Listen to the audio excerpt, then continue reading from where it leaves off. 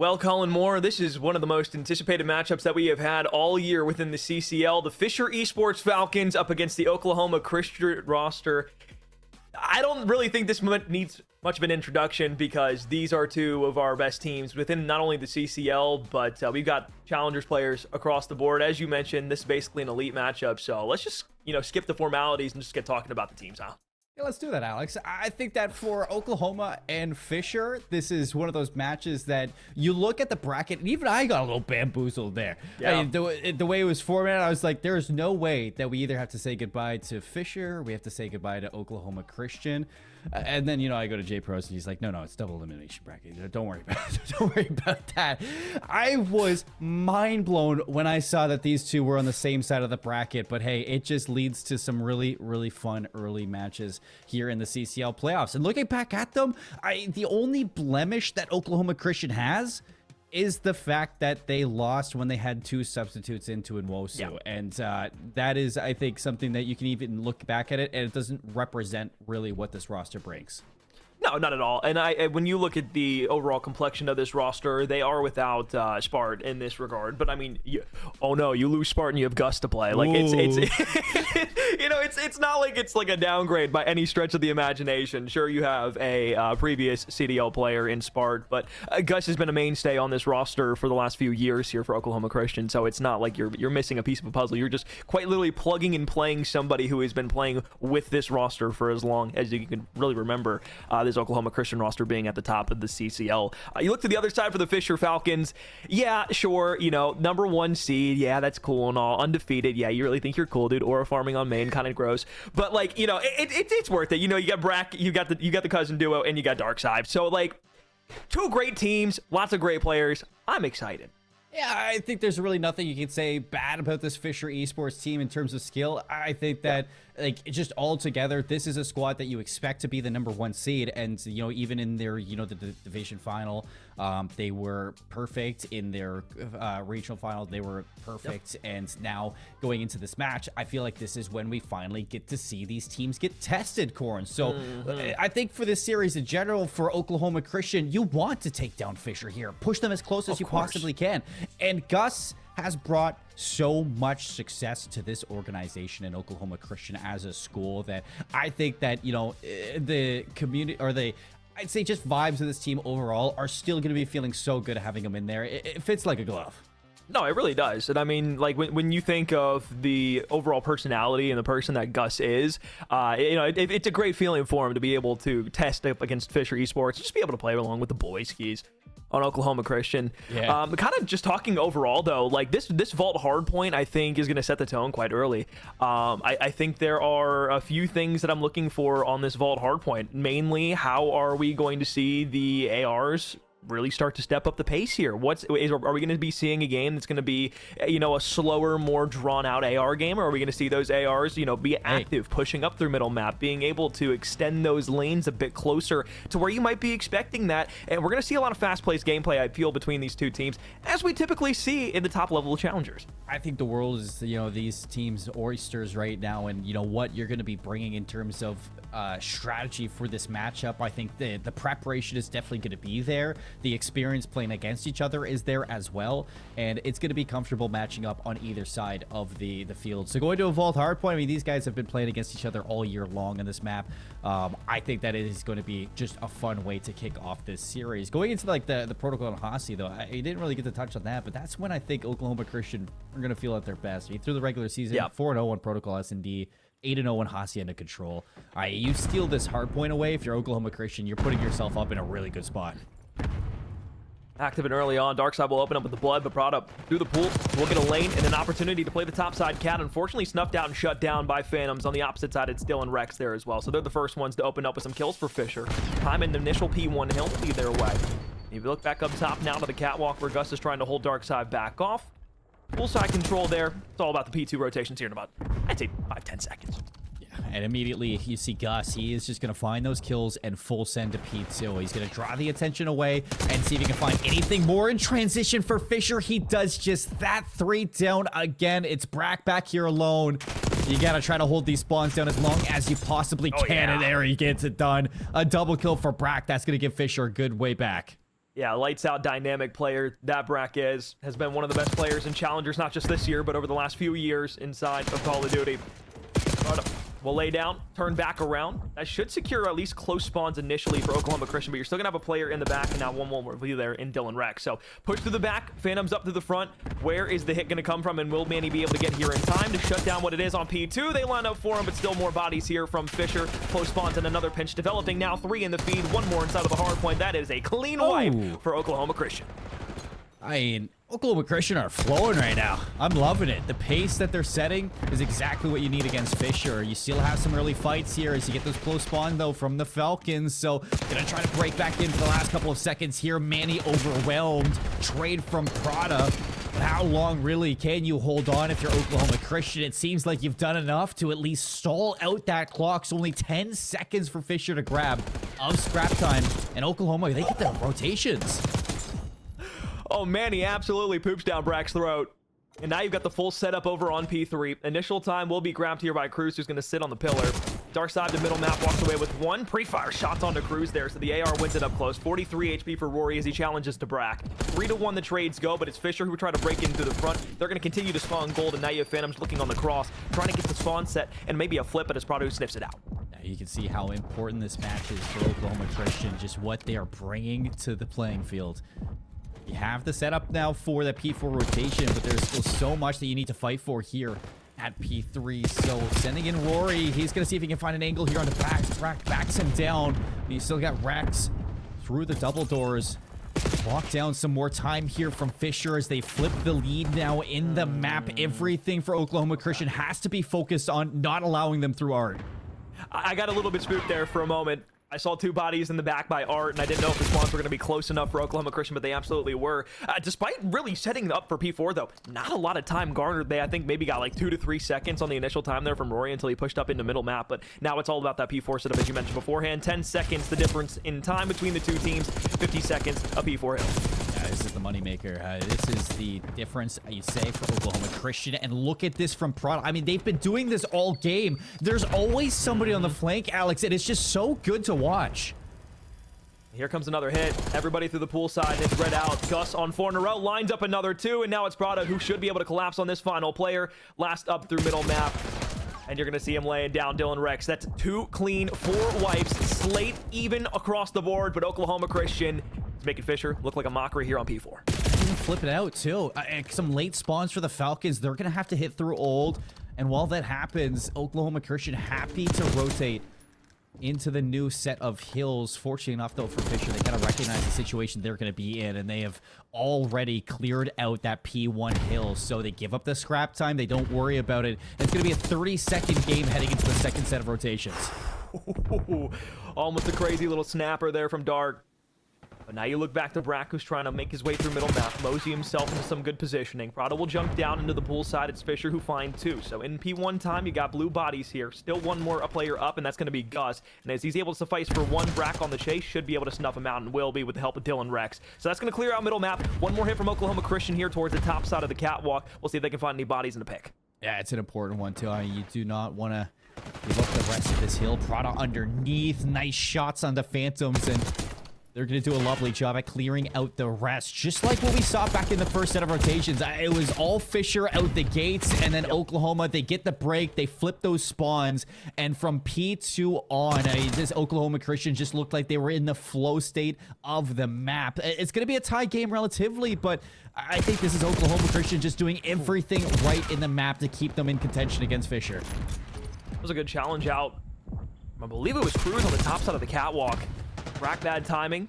Stun check onto Prada, but it won't matter. You've got full body control now if you are Oklahoma Christian. The map is yours, and so is the P2 hill. Phantoms, though, has something to say about it. Long-range shots at the Ted shot of Prada will allow Manning to escape into the pool side. So, once again, P2 locked down early by Oklahoma Christian. About a 10-point game now, looking to extend that lead.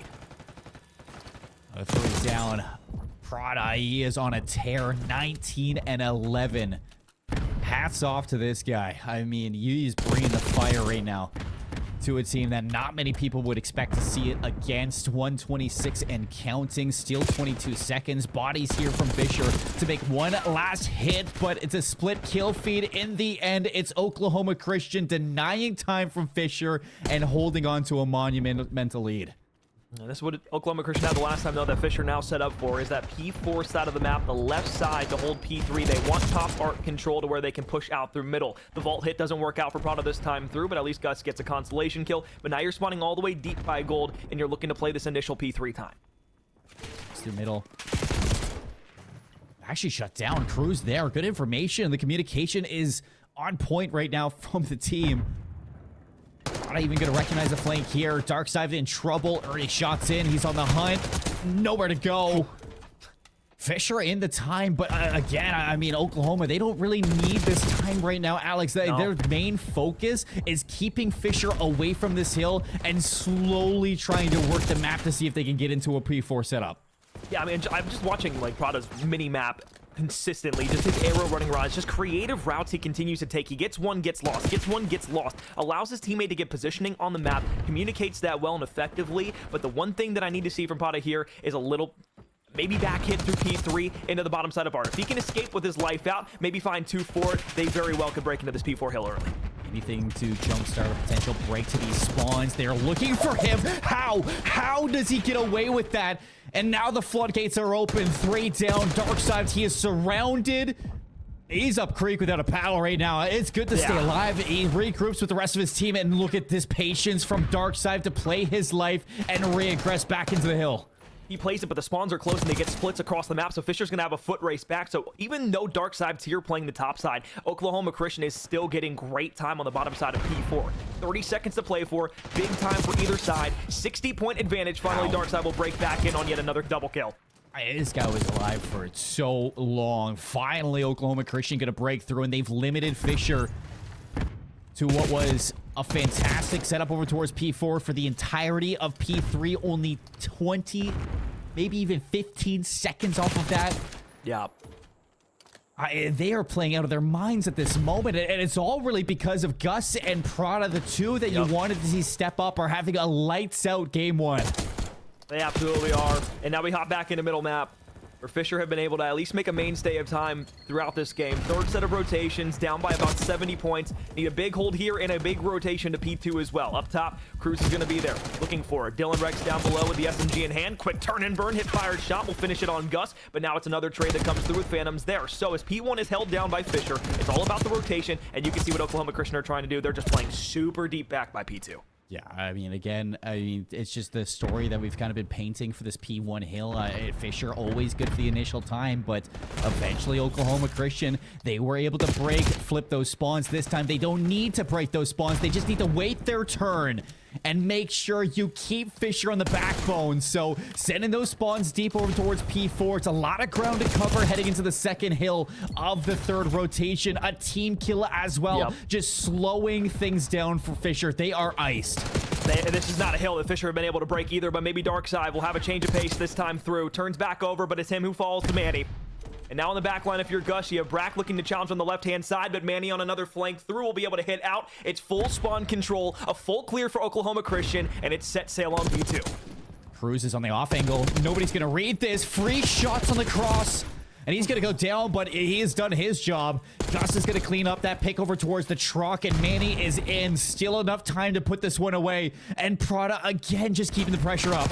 And this has been a lights-out performance from Oklahoma Christian. As Prada has pushed up the map, he gets himself up to 30. Same with Gus. 60 kills between the two of them. Inside of the hill, Manny continues to lay down. Has a Hellstorm. 5 spree for himself. And with 17 seconds left, all they need is 5. Nobody's there. No push opportunity. Phantoms will fall on the opposite side, and it's Prada. Who else would it be to finish the job? Map 1, a barn burner. Oklahoma Christian, stomp him. I roaring into the hard point. 250 to 139. I mean, is this your 1 seed, College COD? Because Oklahoma Christian just showed up and spanked them. What a game to see. And this is an important key map as well for the set. Because realistically, this is the one where you had the least experience through the regular season on if you're Oklahoma Christian. But Gus and Prada put you on a poster. They ship it out. They say goodbye, farewell. We got ourselves a fantastic early bracket game here in the winner side. Absolutely. I mean, I looked to Rory at the same breath. Like, yeah, he didn't have as many pure kills, but almost 4,000 damage on his own. Was the most untraded kills at 24 on that Oklahoma Christian roster throughout that game. And as an AR role, just locking things down, allowing Gus and Prada to go to work. Sure, we'll take that every day of the week. It's so what makes him so good, too. Rory's just one of those guys. He's consistently good in the right spot, doing his job. Even at that last hill to play so far up in bombs. All right. 111, or sorry, what was that? The caster math doesn't do me too well. Yeah, 111. Okay, I was correct. Yeah, it was a little tough there for a moment, but that is the deficit of map 1 on the Vault Hardpoint. The real question that we had, and I guess what was answered in map 1 was, you know, how are we going to get a look at the ARs from Oklahoma Christian up against 2 of the best from Fisher, and one of which wasn't running an AR for a lot of that game, had a Jackal in their hands, which was a bit confusing, but maybe a bit more comfortable, albeit might not have been the proper call. But we go to a protocol search and destroy next, which might allow a change of pace here for the Fisher Falcons. Across the board, though, I think just talking about map 1 as a whole, one of the things that you can take away besides the slaying from Oklahoma Christian was just their breakability. And it wasn't even the fact that, you know, it was like these like great consistent efforts that were well coordinated. It was more so that just every turn that you saw Oklahoma Christian pushing up the map, they were finding 2-3 pieces, and that was true for really anybody on the team. And it was like planned too. I mean, in those breaks, you had somebody hitting the hill, and you had the rest of the team like working some sort of angle to assist that play. And I don't think Fisher were ever really able to get like a beat on it, on what they're doing, where they're going, how they're breaking this hill. Very creative were the routes from Prada. You kind of mentioned that, and you look to a map on protocol where you can pretty much repeat that now if you're still that player. Experience of this map for Fisher through the regular season wasn't something that they were too comfortable with. I mean, 1-on-1 on this map only shows that they were only down to play it twice during the regular season. Not really sure after that how much they played it here in the playoffs or even the regional side of things prior to last week. But on the other end, Oklahoma, they're 4-0 on this map. I mean, they loved going here in the regular season. It paid them so much success. And again, this is what I said. You steal away that hard point where, you know, Fisher were 3-0 on that vault hard point through the regular season. Now you set yourself up for what could be a very quick game here for Oklahoma Christian. Yeah, I think one of the things that OC does really well is just that early round information grab. Like like, you know, dropping down to the bottom site underneath in the P4 side where you're just throwing a shoulder outside of elevator, or you're maybe doing the opposite where you're playing a shoulder from spiral. You know, you send 2 through no man's and you can get an easy flank opportunity, especially if they don't hit it early on.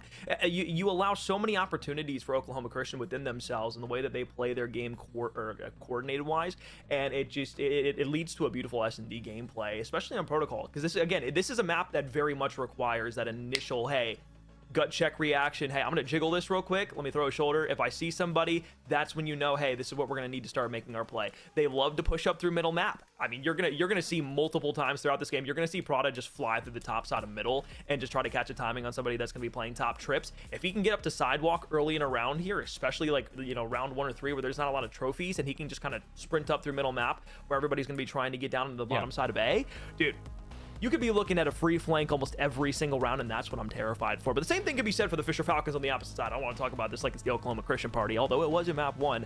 The Fisher Falcons are not going to go quietly into the night. They're not. And map 1, I mean, Dark Sides and Phantoms, they had a stinker. You look at Protocol to be a map where, you know, you still look towards Rex and Brack to give some life into those SMGs, to have those routes, to, you know, play close and be comfortable in those tight-knit angles that, you know, somebody like Darkside wants to be in. And I think for Protocol, I mean, obviously, I don't want to sit here and say that, like, yes, the experience and the record in the regular season isn't really there for Fisher.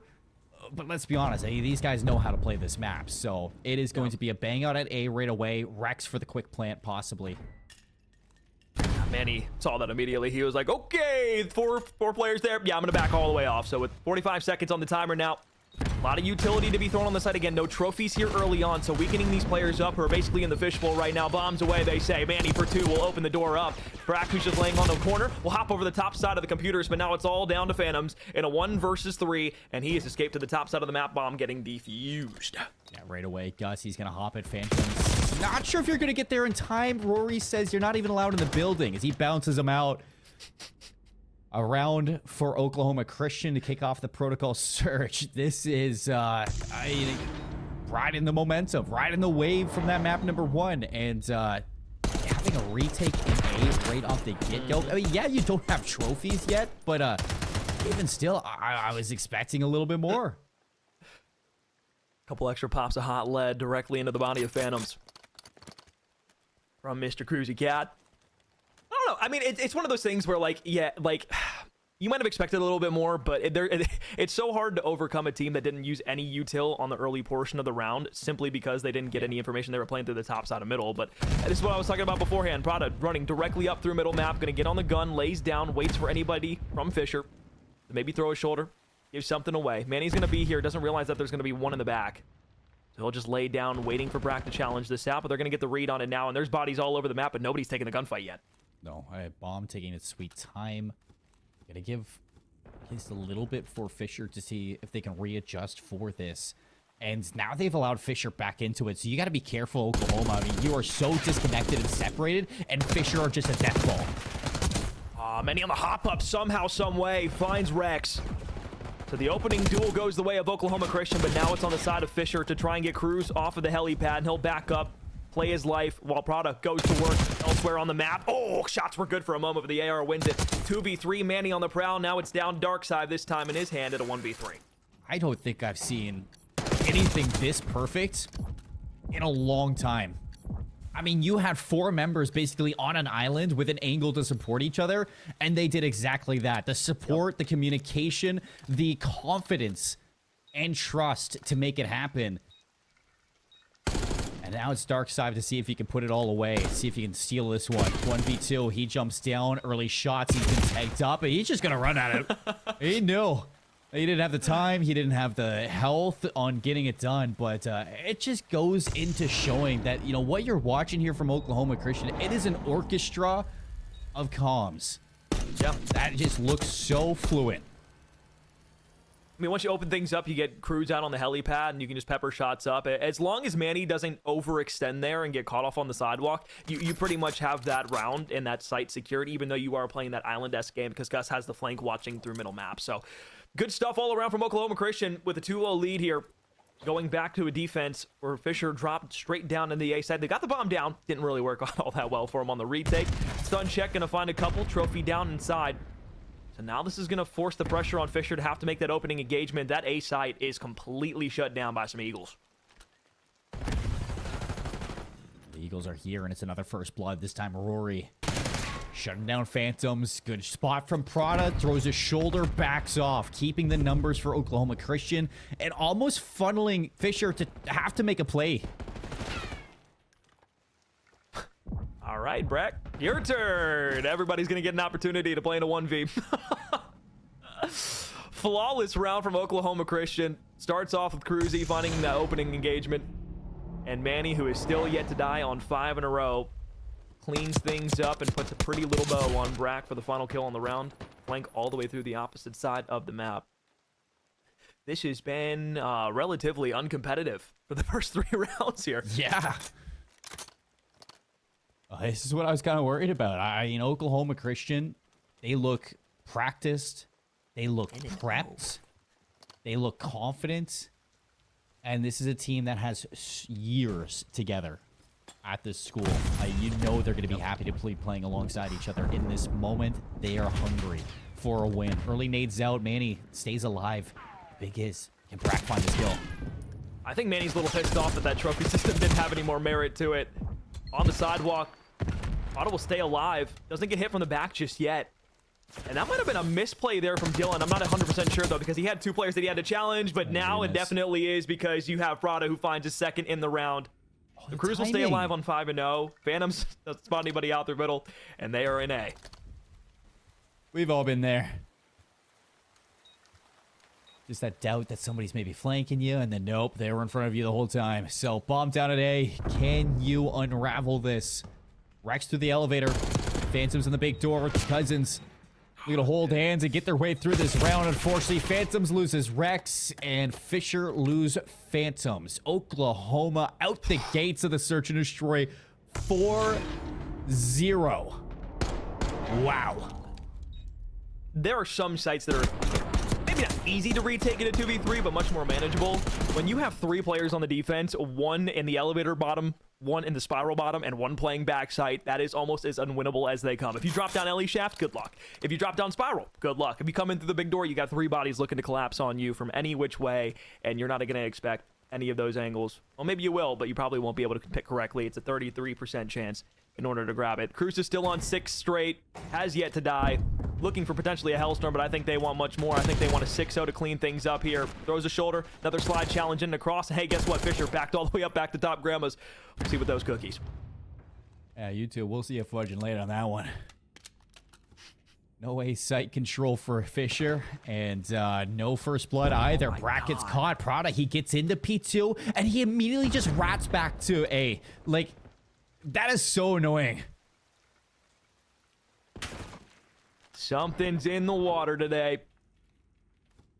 And although there's 2 birds, only 1 soaring right now, and that's the Freedom Bird. Go Eagles! Dark side up top will finally find Cruz. Hops back down in the middle map. 3 versus 3.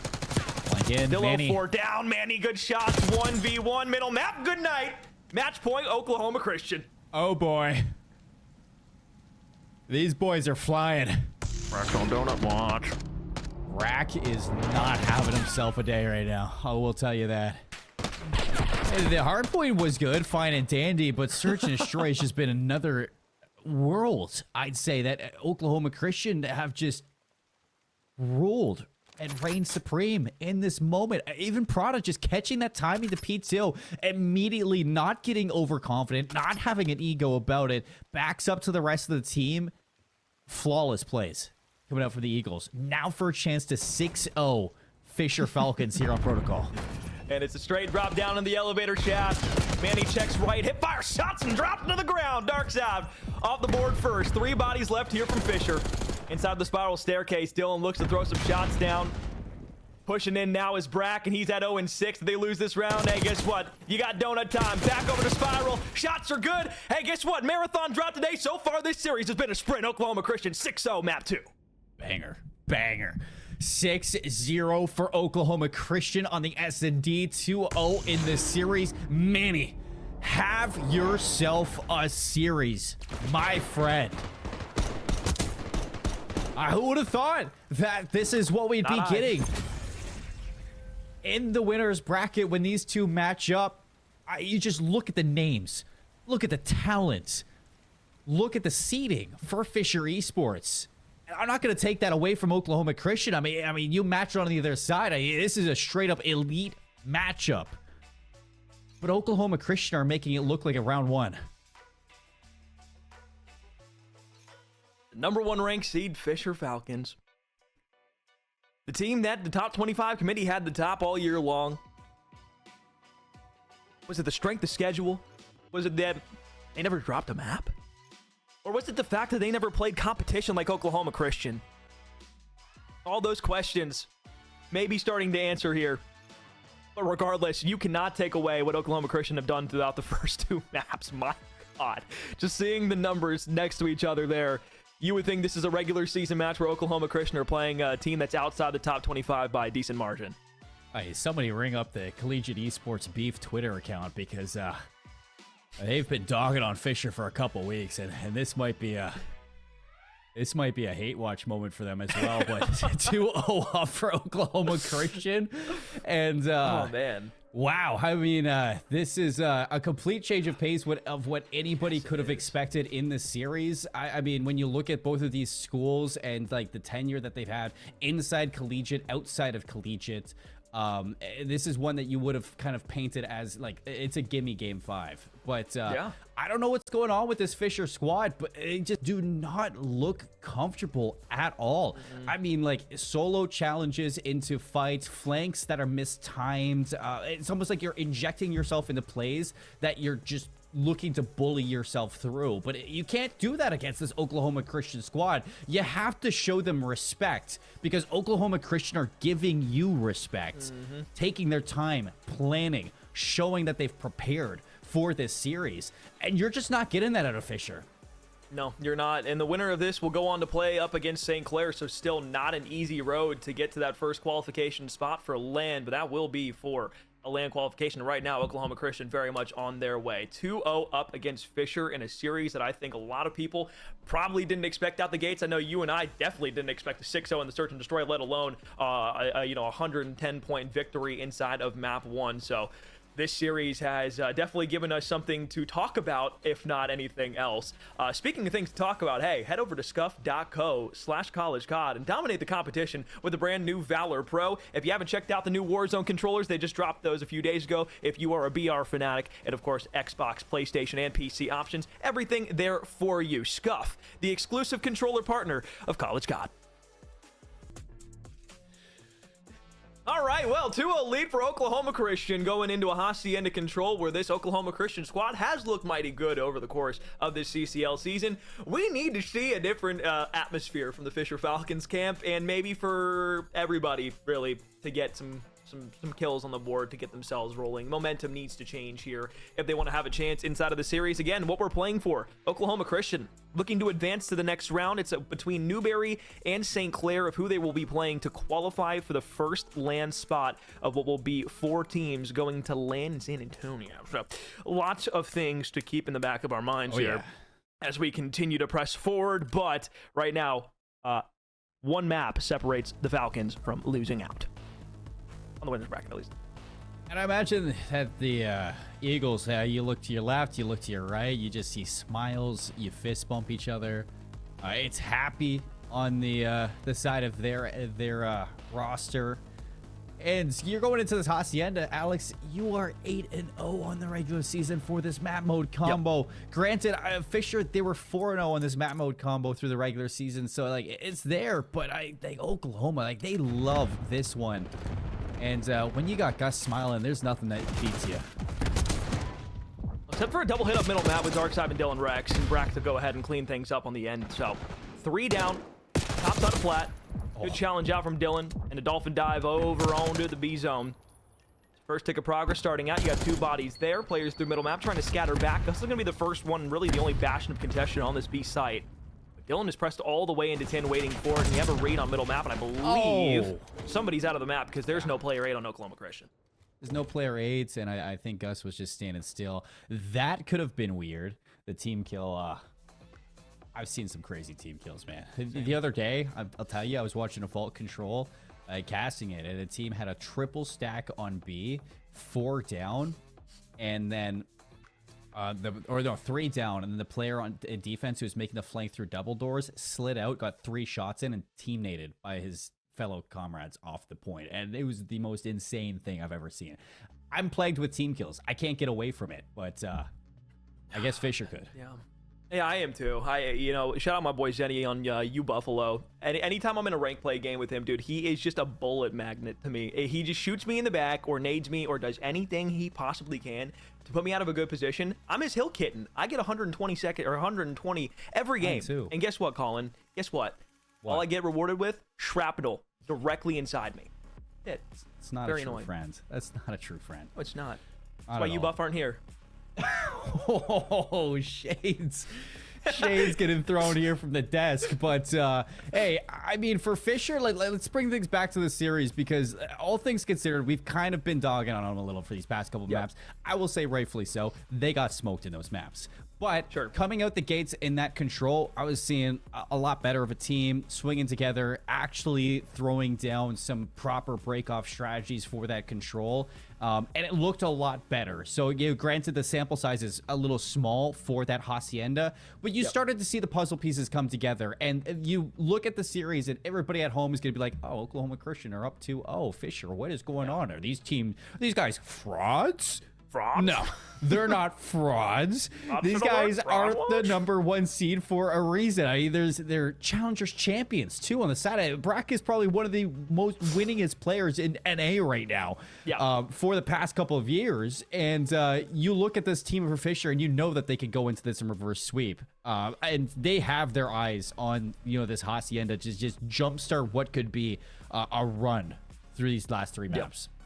Yeah, no, I absolutely agree, and I'm glad you brought that point up because, like, there's no doubt in my mind that although this is a 2-0 lead, I can't tell you, and I know you know this personally from just watching so much Challengers casting as well, how many times a team will go up 2-0 and it'll look like it's just this lights-out game, and then all of a sudden the other team will tee up, and then all of a sudden we're in Game 5, and it's like, where did the first 2 maps go from this team? So it's very quick. That momentum will be able to shift, and again, when you have the composure of Brack, Rex, Phantoms, and Darkside on the same roster, I can promise you 100% this series is nowhere near over. No, Cruz even said in chat, like, from why the game was ended, he said, the game just broke. He said, I had no attachments, tax, nades, no trophy. Yeah. Like, literally, this guy spawned in with nothing. He had 2 fists, and he was still ready to fight Oklahoma or fight Fisher.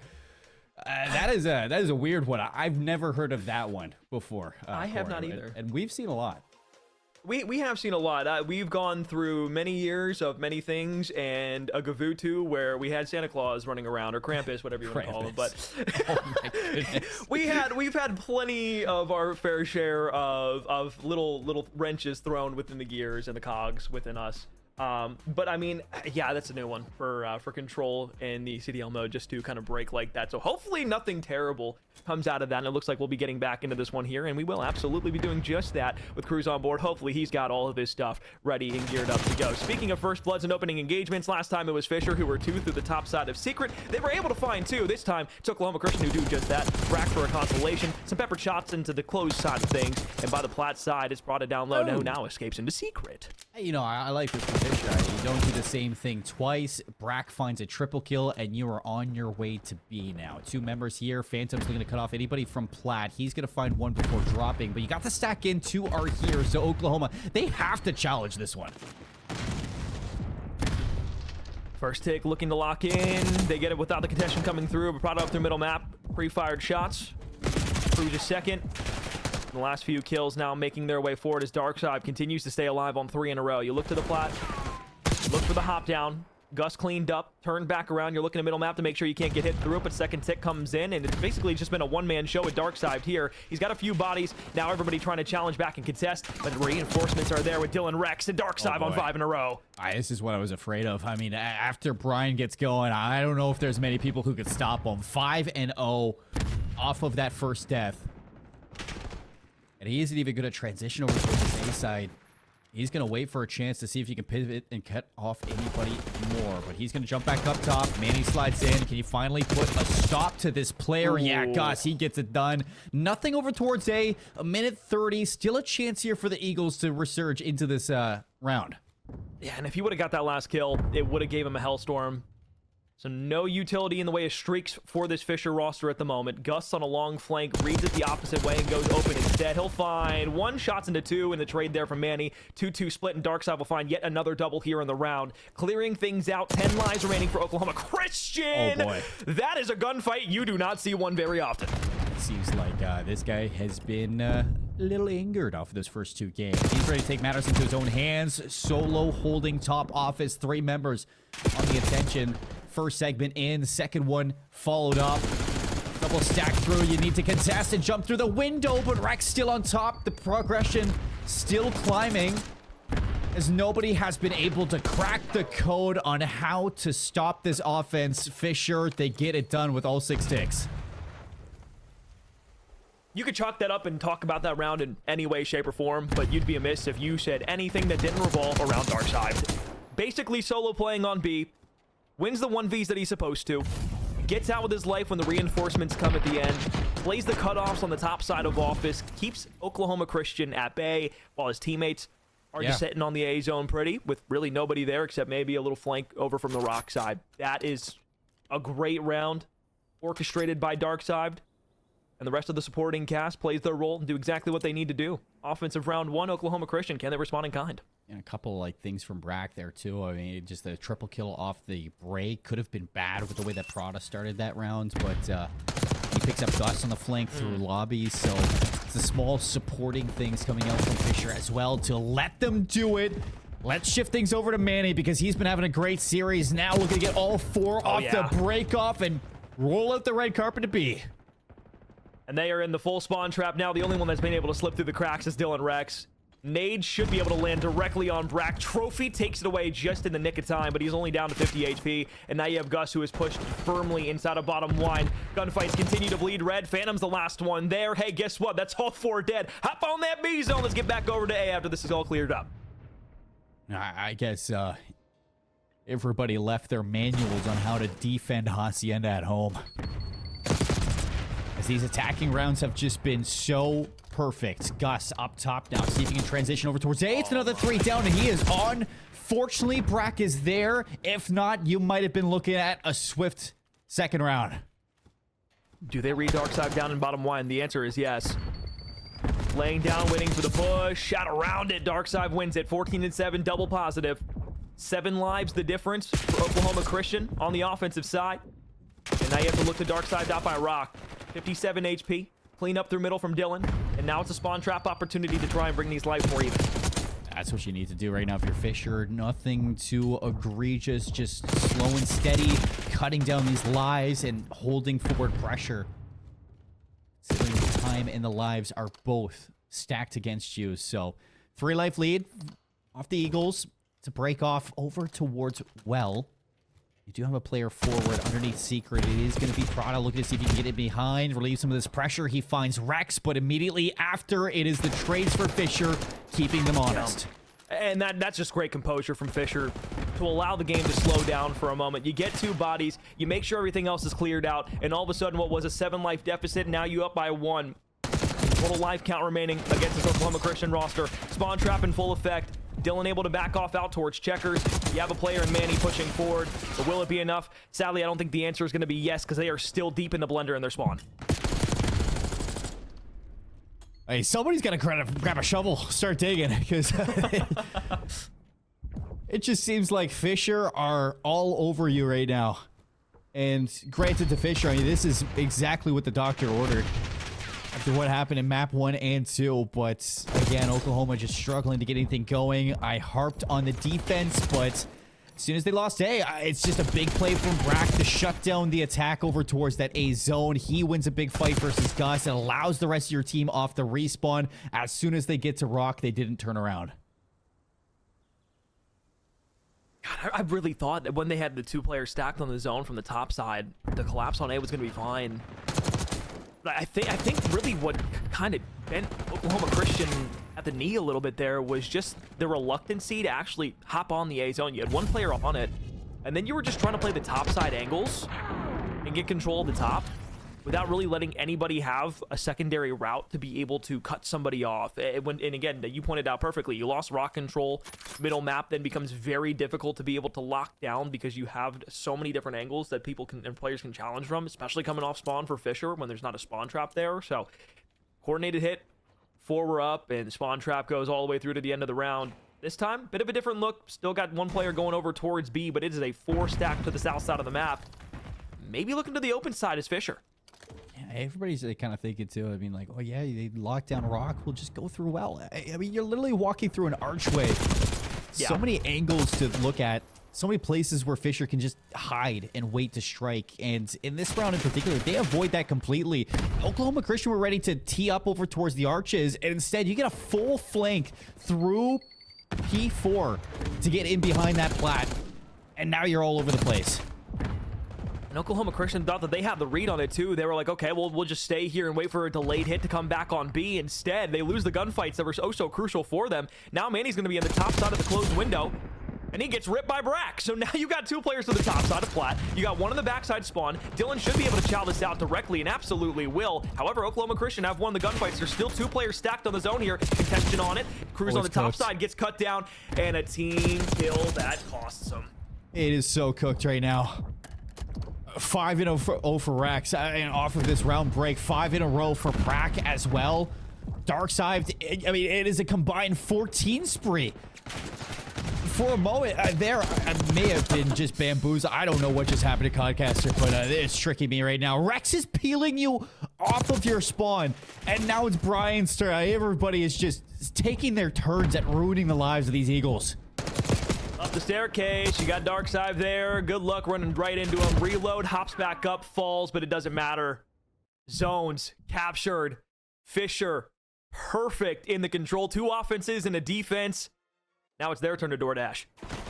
Good morning, Fisher. We've been waiting for you. Only took till 3:30. I was gonna say, like, yeah, 3:30 p.m. and you've just woken up. I guess, you know, maybe Central Time is a little bit different. 2:30 we're talking about at that point. But even still, like, gross on the Hacienda. They put their foot down, and this is kind of what we've been waiting for. Like, the showcase of Fisher of, like, all right, yeah, we, you know, guys, don't forget who we are. And that moment right there, I mean, Darkside just, like, put on in that first round. He kicks things off for Fisher. You started to see Brack making some important supporting plays to at least get your team away from those spawn trap scenarios. And then you had Rex and Phantoms playing for the objective and just being an issue for Oklahoma Christian every single time. You saw Rex trying to flank, at least touchdown on that squad time. Even if he was tagged up and weak, he was still sliding into stack with the rest of the team, knowing how important that early progress is for a control zone.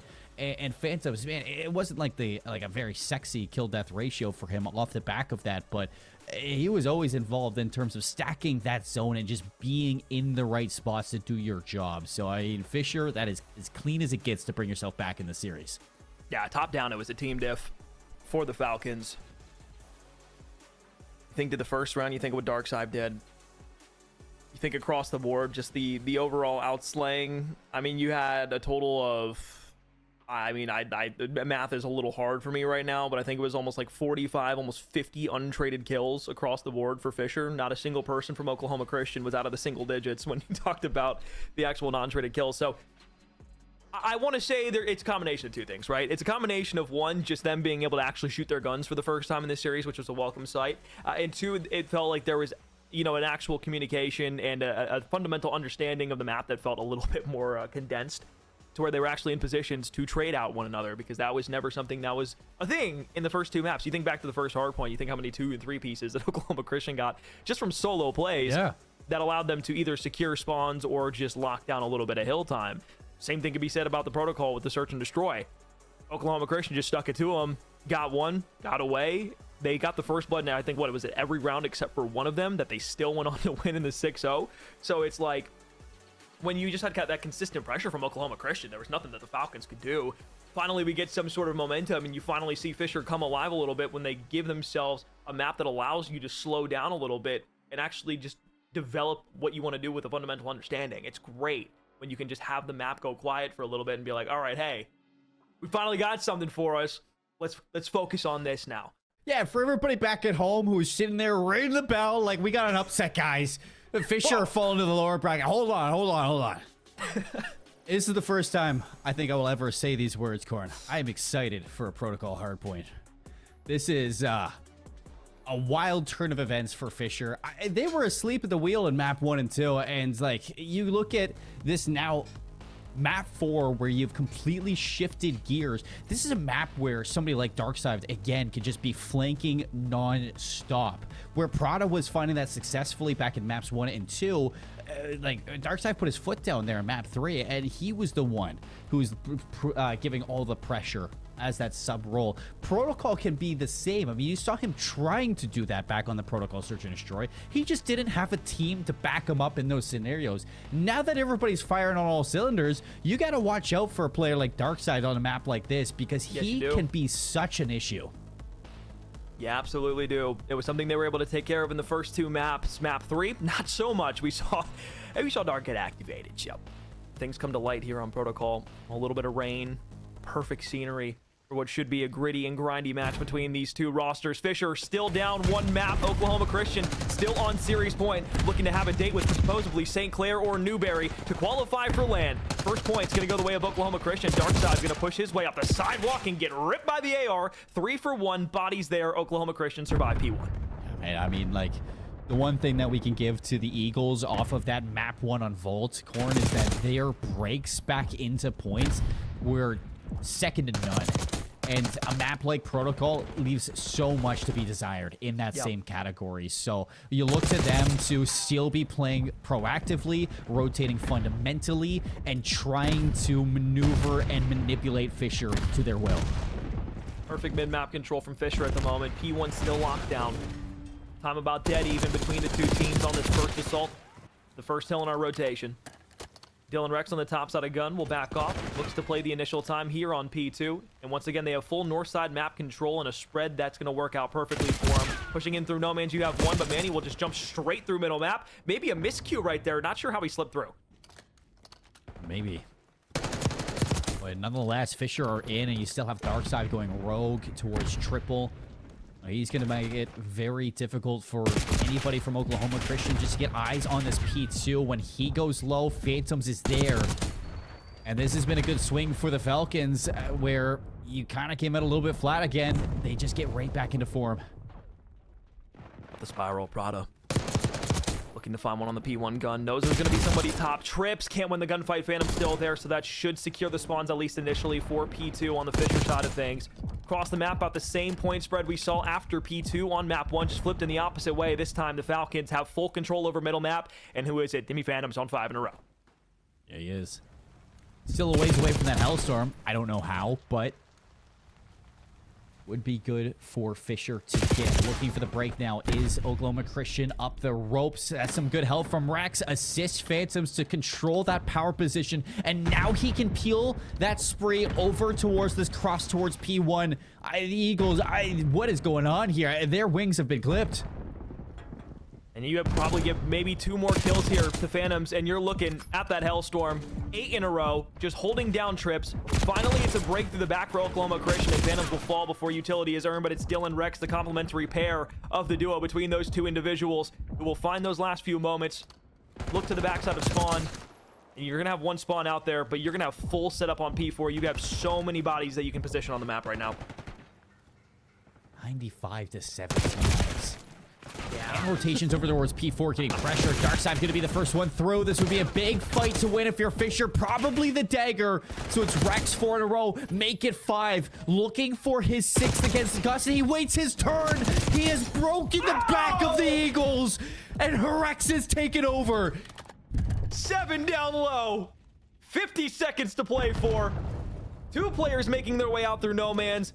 One's going to go to the top side of Spiral, and finally Rex. His stream will come to an end, but it's not before the damage has been dealt. A 100-point lead here in the first rotation of hard points. It's a nade that weakens one up. So now the push finally comes through. Brack almost lines it up, and with 30 seconds left, the break is finally in. The bleeding stops. They might have lost too much blood. I was going to say all that for just... what? Like, what are you grabbing? 20 seconds, maybe 30 seconds off of that? You are still down so much. And Fisher aren't going to give you a chance to breathe. They're going to hit this again for the scrap. See if you can deny any more time. They do it. 3 down again. Over to P1. You already have Rex trying to work into top triple. And when you take 2 players out on the bottom side there, that also thwarts what Oklahoma Christian tried to set up through middle map of P1. You lose 2 bodies immediately, and that allows Fisher to get lost. The turn back around, thought for a moment Dylan might get the turn on, but it's teammates that come through to help. Reinforcements there. Manny, a double. He's been prone to doing that a few times throughout this series, but right now, all you need is mid-map control, and it's the last thing that you're grabbing. Oh, man. I mean, I am feeling the pressure right now, and I'm sure that Oklahoma Christian are too. There's no way you want to go up against Fisher in a map 5 setting after being up 2-0. But here we are, and Fisher, they are in full form right now. Finally, a bit of reprieve for the Eagles, I will say. So a moment that they have actually been able to find some stability and footing and breathe in the map. When Darkside playing this contest here, what looked like it was going to be time for Oklahoma Christian very quickly turns around the opposite way. They win gunfights through middle map to give themselves some positioning, but it's the last 7 seconds that they're playing for. Now it's all about P2 and where that hit's going to come from Fisher. You can see there's a top trips player going to be trying to get at least some positioning there. You're going to have somebody playing on the outside of rope. You just need to make sure you're staying down and playing the mid-map cross. If you can do that and get some time here, game looks a little bit more manageable. But you got 2 players pushing through the no man's side. It is just so easy for Darkside and Phantoms together. Tease up Rex for the initial. They have the setup, and look at the spawns for Oklahoma Christian all the way into the bottom right quadrant of the map. And you look at Brack's setup here to watch the cross through middle of the map. The Eagles, they wanted to take over, but there's just no stone that's unturned. And it was a bit of an orthodox hit that they had trying to get into P2 because they went through no man's. They just sent everybody through no man's. Nobody went through middle map and tried to get mid-space control. You just had somebody top ropes, allowed the rest of the players to push through no man's and get directly into the hill. So yeah, guess what? Oklahoma Christian, you get 15 seconds of scrap time once again. Whoop-de-doo. You're still down 80. I was going to say, I mean, I don't want to be that guy and cope right now for Oklahoma Christian, but somehow you look at the scoreline and you know it's still possible. You get a good rotation over towards P4 after getting, maybe minuscule points here at P3 and contesting it, and you're right back into this game. You know how fast Protocol could swing. You just need the team to start stepping up. Cruz just hasn't been in those supportive role areas so far on the map as often as we saw back on the Vault, and you've seen that Prada and Gus have slowed down. Prada especially needs to step up. Like how Phantoms played his life there, backed off, allowed middle map to get presence, push up from Fisher, and maybe break through the front. But this is good time from Oklahoma Christian. Finally, they've had a hill where they can just calm things down. They know that they have a few bodies behind them. They know that the front push is coming through, and with Darkside playing with 13 HP, he's just going to break through the front door here in just about a couple of seconds, and turns around and finds somebody just sprinting straight through middle map. Okay. 3 down on both sides. Prada's going to be at P4. Big 1v1. Phantoms beamed. Prada, I mean, he's loaded his gun with nukes, and this is the setup that you want. This is where the turning point happens in the game. If you can lock all this time down, you're back. Oh, Phantoms with 2 from the front. Prada tries to retaliate. Shots onto 1 second. Flying all the way to the top side of the computers. I swear never going to expect that. A Phantom in the night. And now Fisher will break in once again. Cruz there for retaliation. Can he find himself 3? He's got Manny there. Needs to double essentially to hold things on the contestant. He's got more help down to the bottom side of the elevator. So still a manageable game. Time being accrued. Another break from Fisher and a contestant. Still a chance. This is so scrappy. Fisher are okay with that. I mean, you're just denying time from Oklahoma Christian, keeping yourself in a lead, but I think the gate's open. I think Oklahoma Christian have managed to restabilize in this map alone, and we were down a lot more than you were after that first set was over. So heading into the third set of rotations, you're gonna have your chance at a setup towards P3 or the third set P1. You just need to start seeing some individual players step up to get some control. Like the positioning from Gus. Give your teammates playing the opposite side of the map. Top trips control. Cruz is there, and you're inside of P1. Phantoms knows that he has a player inside of Grandma's he needs to take care of. But so far has yet to find it, and Gus is re-wrapped all the way to the outside, and he gets the god timing up top. Shots are good. On to Phantom. Looks back to the left-hand side. Tags up 1, but the time goes Fisher's. Gus needs some more. Good shots out. Damage into the player towards the staircase, but this isn't good enough. You need a break. 200 points for Fisher. Middle map control in Oklahoma Christian. You've taken the pressure off the hill. Now let's see if you can get some time. Slide in for red. 50 points down. Test out for Darkside. He's going to take the full wrap around. No support. Manny's down. And you are still going toe-to-toe with Fisher holding their lead. And I was going to say, right now, either side is actually happy with contestation time because Oklahoma Christian, it means the lead's not extending any further. You're not on a money hill. You're on a scrappy P1. You go back to P2, though. This is where they're going to start to bleed you dry. 35 to the win. Fisher still holding down. Manny up through the no man side is able to find one. They break back in. This is it. I mean, you have the spawns in. You need that support that's set up through the middle of the map, but they just haven't been able to break Brack through that middle control. Finally, Manny's gonna strike, turns around, finds 2, he holds. Now through the staircase, Darkside, can he break through? Waits his turn, slides out of the double chow in. It's a team kill though from Cruz, so it's not a full setup yet. Oh, hipfire shots on the Phantoms, 50 HP, turns around, the pistol's there for 1. This should give the player that's pushing now in Gus an opportunity to maybe find 1 or 2 gunfights, and it's a collapse from top and bottom. Both players will fall though, and it's another break back in from Fisher. Can't win it here. They've got full P2, or excuse me, P3 rotation.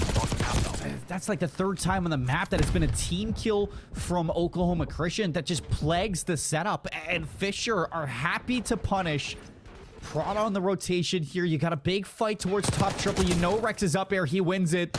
Now to see if he can punish the rest. Prada down in. Gets it done with the pistol. Oh, boy. And he wasn't able to complete that last time. It was the play that he tried to make, but he lost the gunfight to the top side of Cat. Instead, he'll fly out, but doesn't realize that Dark Side was directly in front of him, so they push out the spawn side. Now it's a direct hit back from the front. 10 seconds for Fisher. And just 10 seconds left, and Fisher wanting to send us to a map 5. Everybody rushing, racing, trying to hold on, but there is nothing. No bars to grab. And you fall flat on your face in this 2-0 lead. Fisher have found their way back. Game 5 set in stone. Could it have been ended any other way, Colin Moore? No. Was there any other opportunity? No. Than 2 spankings back to back, each side respectively getting their bit of trauma induced on the other side? There was no other way. No option. Man.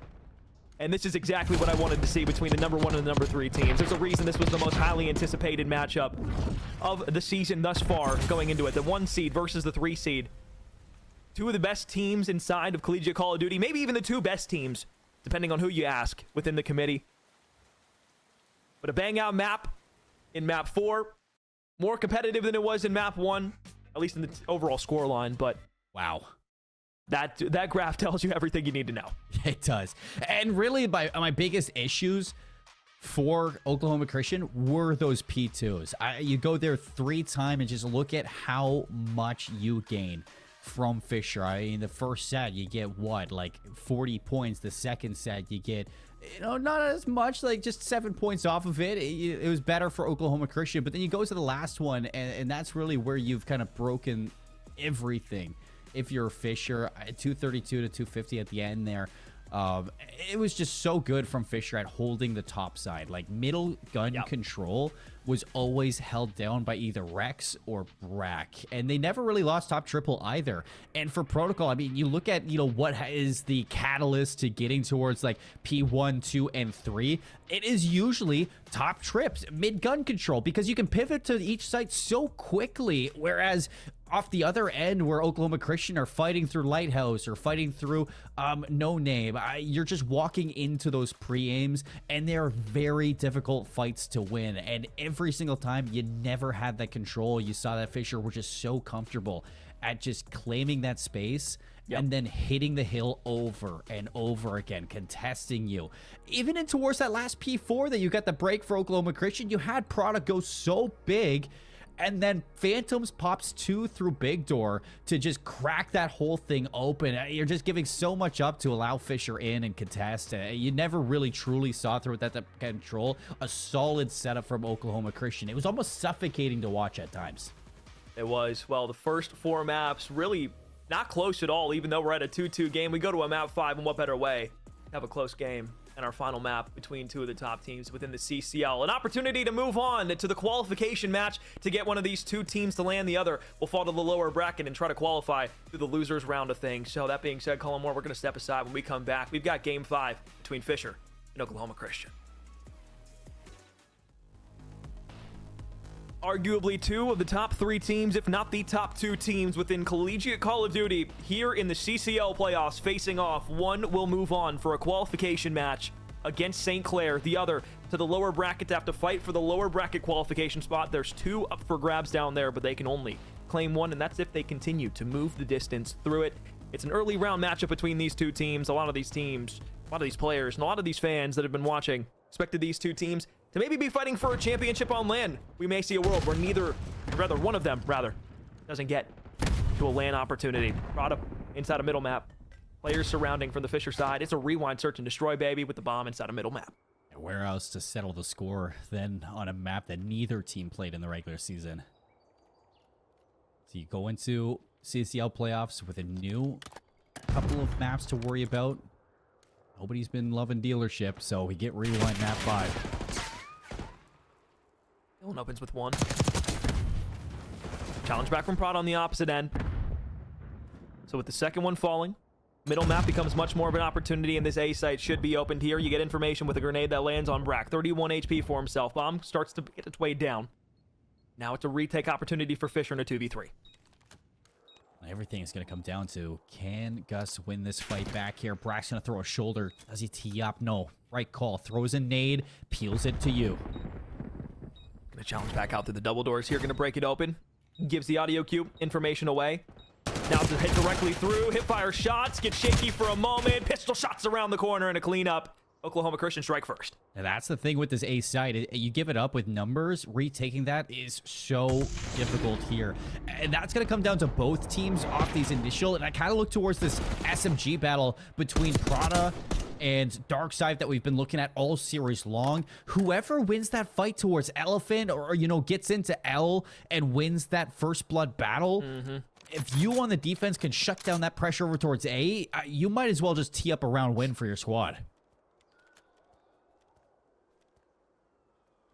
One measly damage point for Mr. Darkside. Stun that connected early on in the round. Wasn't able to take really in a gunfight that was directly in his face. This time, though, it's Brack who will open the blood up for Fisher. Yet another one that goes their way was Oklahoma Christian, who actually were able to double back off of the first blood disadvantage in the previous round. This time on defense, they're going to have to wait for this push to hit through. You can see it is a very slow, calculated hit from Fisher at the moment. Just waiting to play their lives, see if they can spot one off guard. That's, you know, funny enough, and College CUT itself, that's a good learning moment from Fisher. Just recognizing that Prada has been trying to make those plays all game long. Opening up this game with the first blood. Cruise around. You find a second one. You've brought it back. 1 versus 2. Darkside hits the deck, waits for his teammate, and Phantoms, he's going to push him away.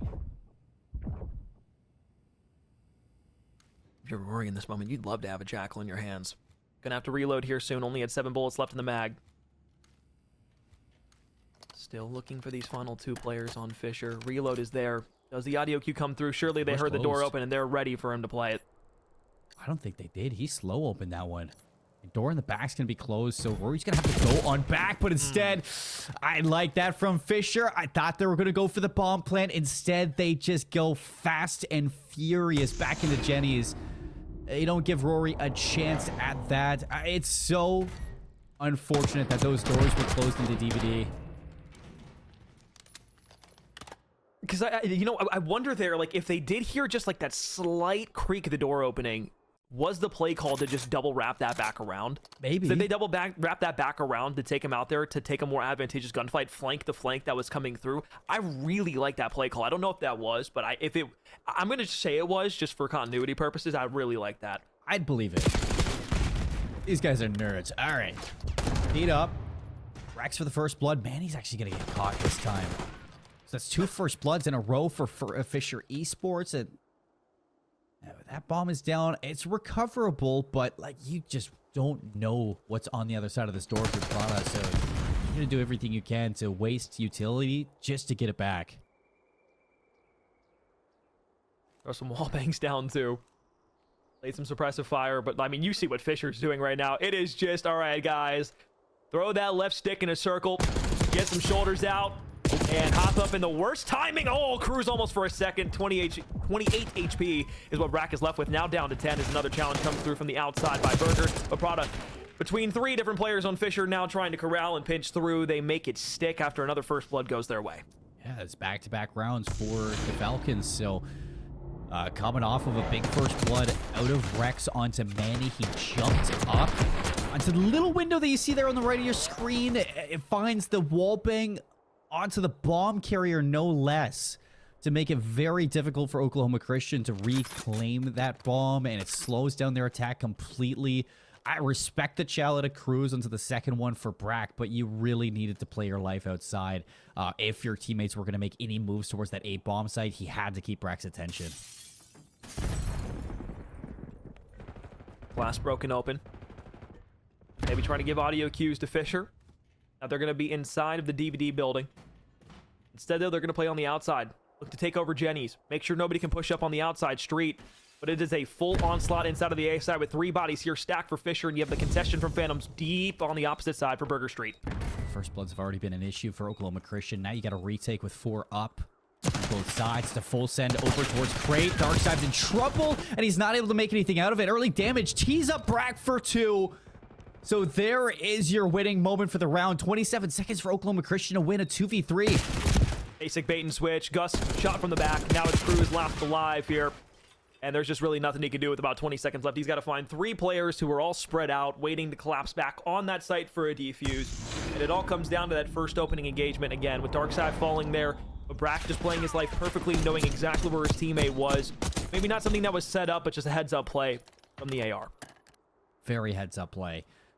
I mean, everything that Fisher are doing are just perfect in the sense of, like, even to the point of Darkside getting overwhelmed outside. He goes for the re-challenge knowing full well Brack is there. He gets the damage. He does his due diligence to set up that double kill. And you trust that Phantoms is going to win that fight outside. So you need a first blood here if you're Oklahoma Christian on the attack, or else this is going to be running away from you. And Gus falls early. Wallbang shots that were just able to collect him. Inside as he got aggressive. Now you look to the street, you got bodies there. Darkside pops the doors open, says hello.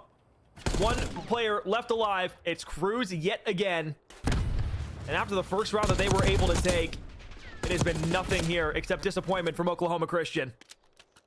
It's so perfect. I mean, every single corner you turn, there's a Falcons player. And the Eagles just haven't been able to take any space in towards that A site. They've been losing those first blood battles.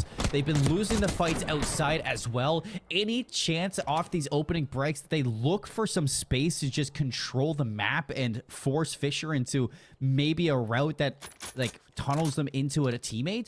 Fisher just battled right through it. There's nothing that is actually forcing them away from these fights. And you can start to see that, like, yeah, we were kind of harping on them in this first couple games, but, like, this is why they're the first seed. Wise challenge from Phantoms. And as he crosses through, information given. 2 players out of these double doors. As Prada now looks for a third that is going to be striking here soon. 3v3, even lives. Push onto the B-bomb site. 2 players now corralling it. Was Gus spotted out? Well, he sure is now as he gives himself away. With the early trigger, discipline not there.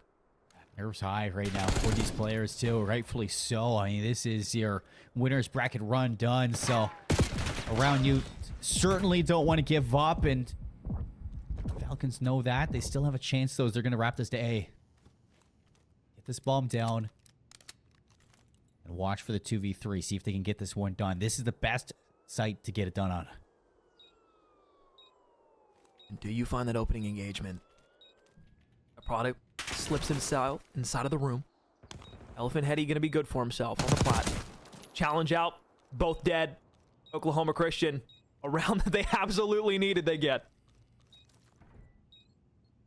It's not even like Fisher are doing anything wrong in that moment for the 2v3. It's a tough situation. I think teams are starting to catch on that immediately as soon as that bomb goes towards A. You have one player go over towards the street, and the other one wraps generators to see if you can pick up a fast flank onto courtyard. And you're starting to see defensive teams recognize that.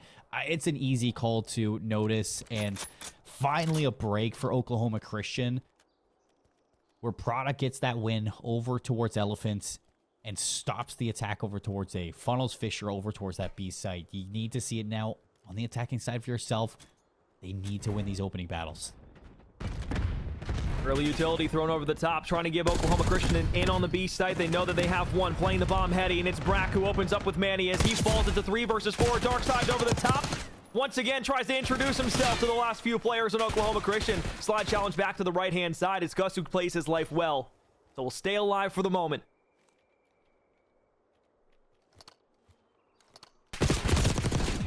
Gus, 9 HP. How? Still alive. Needs his teammate. He needs Cruz right now. 50 seconds. A wrap back from Phantoms, and it's Cruz in a 1v2. 45 seconds. Early shots. Would have loved that kill, but Darkside, he knows bomb is down. He is not going to challenge this at all. Oh, first gunfight once again. Cruz lights him up. And although he turns to Swiss cheese, still he is all in one piece. He tickles him. 1v2. Pushing back, still peppering shots at long range. Phantoms finally comes over the top. That was like 8 kills worth of damage that Cruz put in there. But now it's Fisher who are on match point and series point and reverse sweep point and everything else. How many shots does it take to kill Phantoms and Darkside? Too many. I'm sure Cruz is asking everybody that. Like, what are these guys eating? It is Full order right now for Fisher Esports. I mean, reverse sweep point, and there's nothing pointing to Oklahoma Christian right now.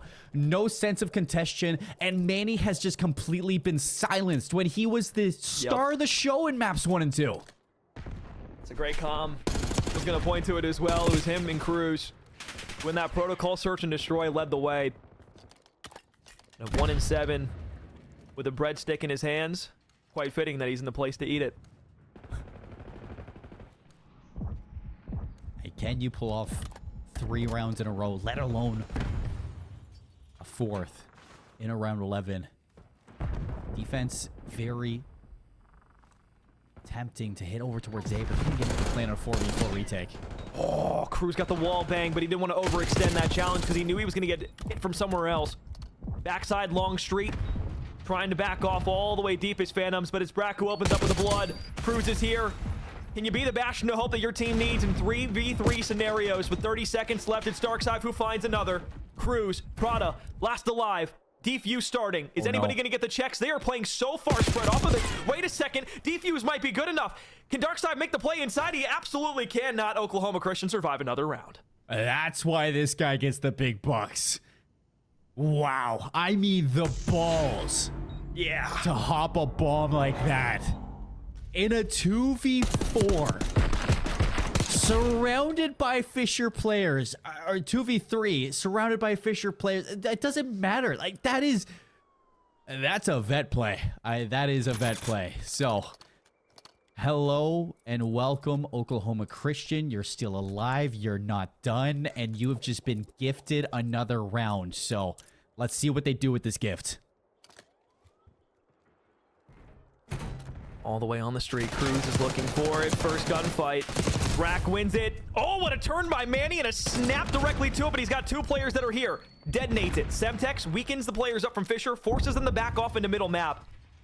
And this allows Manny to fight another challenge, live another day. 2 players in the courtyard now. Contestant player of Phantoms out on the burger side. You need Where does the offensive hit come through? You need this A side. There's no chance you go to B. You've lost it every single time you've tried. There's no other option right now. And Fisher are actually giving it up to you. But that stun check, that's going to allow the flank to develop. And if you're Darkside, do you call the play to hit? Do you just continue to throw these shoulders here? You're waiting for it. The timing. And now the hit is on. The timing couldn't have been better. They line up for him. Now it's a 1v3. Gus last alive.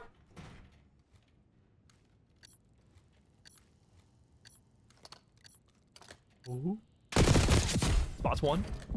Turns around. And it's nothing. 2 players inside of the L closet. Fisher down 0-2 in the series. Reverse sweep. Spank and stun Oklahoma Christian. In the quarterfinals, they'll move on to the semis to play St. Clair and an opportunity to qualify as the first team on land. Are you not entertained? I beg the question, is this your first seed looking at maps 1 and 2? Yes, it certainly is. Brack 9 and 7, Darkside 9 and 3. It took them a little bit to get warmed up for this matchup versus Oklahoma Christian, but once they did, it didn't look close. Across maps 3 and 4, they just wiped the board from Oklahoma Christian, never giving up anything. And then we go to the rewind. We think, hey, where else to kind of tee up on a game 5? That a map that neither team has really played up here in the CCL.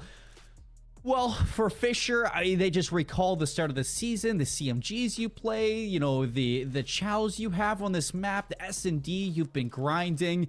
And for players like Darkside and Brack, it is like you've just awoken your 6th sense and you take control of this series. A reverse sweep to set you up for a qualifying spot. Yeah, that's absolute cinema. And they are warm now. So St. Clair, will the call be answered? Or will it be more of the #1 ranked Fisher Falcons continuing to flap their wings to a LAN opportunity and a berth to continue their season? Colin Moore, I want to tell you one thing. There was 1 first blood won by Oklahoma Christian in the 9 rounds of Search and Destroy that was played in map 5. That wasn't good. It wasn't good. That is something that simply cannot happen. And the fact that they were still able to win 3 rounds without getting It wasn't even rounds that they got first bloods in that they won, by the way. I just want to also point that out there. One singular first blood. They lost that round. They won 3 rounds in that. So things to be said for both sides in that totality. But rest assured, it was still Oklahoma Christian who faltered at the end. It looked so good after those first 2 maps, dude. I was like, wow. I was like, the boys came out to play. The Eagles feeling good. The Freedom Bird is soaring. And then the Falcon came in and said, screw your freedom. It was kind of one of those moments where I just had like the epiphany of watching like the Scump retirement video, but it's Ray Cod falling so Prada can climb, and this is Oklahoma Christian's moment to take it, and no, not this time. I still though, I'm in that general sense that like Oklahoma Christian still showed up. And like they Absolutely. showed out, and like you look back at the series, and I think that just goes to show how high the ceiling is for this team. Yes, they're the number 3 seed, so like you're gonna know that this is gonna be a strong team. But like, let's be honest, throughout the regular season, a lot of people were talking about Fisher, St. Clair, like this far apart, and then it was like Oklahoma Christian over here for that, and it's like the gap was far. And now Oklahoma Christian just showed us that, hey, it's not as far away as we thought it was. Yeah. Oklahoma Christian, I think, give us hope that this is going to be a banger end of the season.